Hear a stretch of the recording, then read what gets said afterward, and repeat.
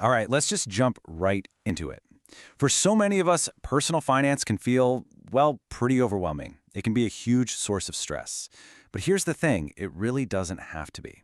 In this explainer, we're going to pull back the curtain on financial health and give you some clear, actionable steps that, honestly, anyone can take to go from feeling stressed out to feeling secure.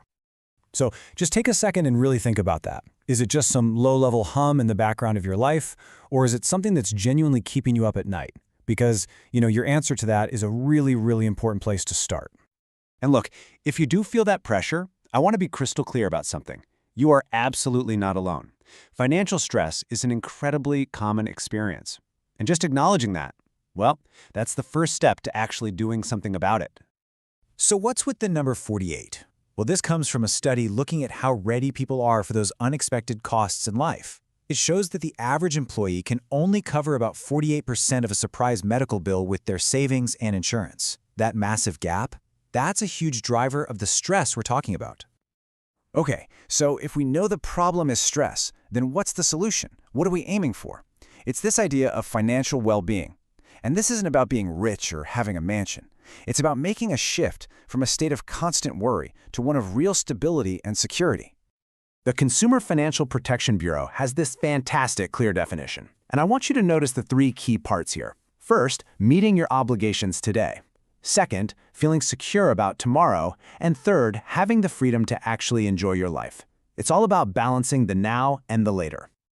The very first piece of the puzzle is all about control. It's that feeling that you are in charge of your money, not the other way around. It means you know your bills are going to get paid and you don't have that pit in your stomach every month. Next up is resilience. Because let's be real, life is gonna throw curveballs. The car breaks down, an unexpected trip to the doctor happens. Financial well-being means you can handle that shock without your whole world falling apart. You can absorb the hit and keep moving forward.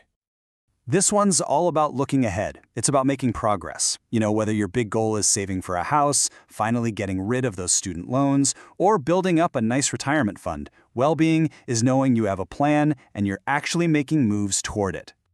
And this is the fun part. This is why we do all the other stuff. It's not just about bills and emergencies. It's about freedom. The freedom to take that vacation, to be generous with the people you love, or just to buy something nice without a wave of guilt washing over you. It's about having choices. So how do we get there? How do we achieve that control, resilience, progress, and freedom? Well, it's not about memorizing a bunch of financial jargon. It's about building practical skills. And that brings us to this really crucial idea, the skill power mindset. This slide really breaks it down. See, on one hand, you have financial knowledge. That's passive. It's knowing what inflation is.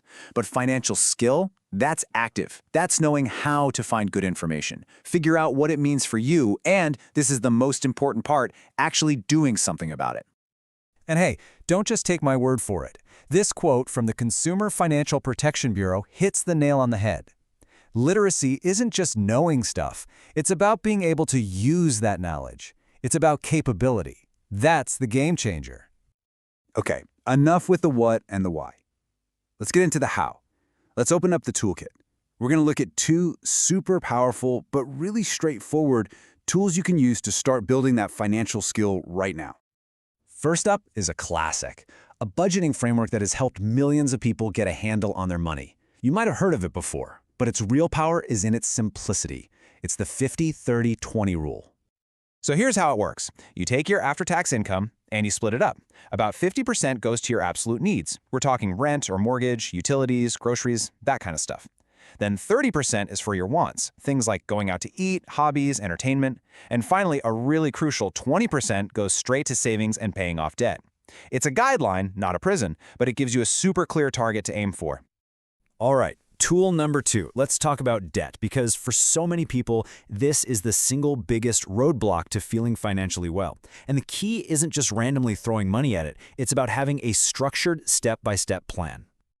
This 4-step plan just brings so much clarity. First, you need that budget so you know what extra cash you have to work with. Second, you prioritize. You can either attack the debt with the highest interest rate to save the most money, or you can go after the smallest balance first to get a quick win and build momentum. Just pick a strategy.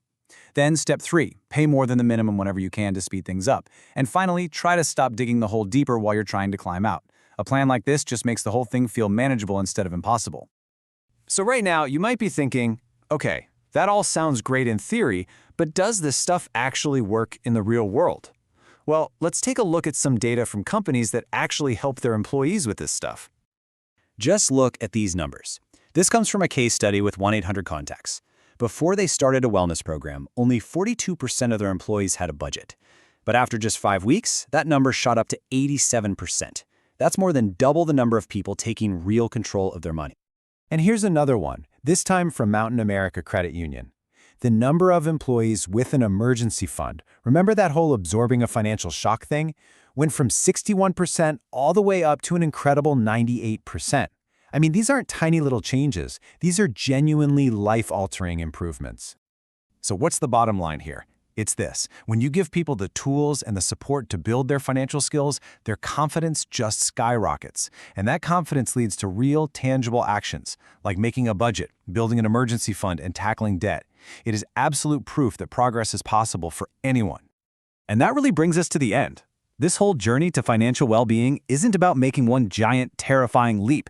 It's about taking a bunch of small, consistent steps. So I'll just leave you with this one question to chew on. What is one small, totally manageable thing you can do today to start building your own financial security?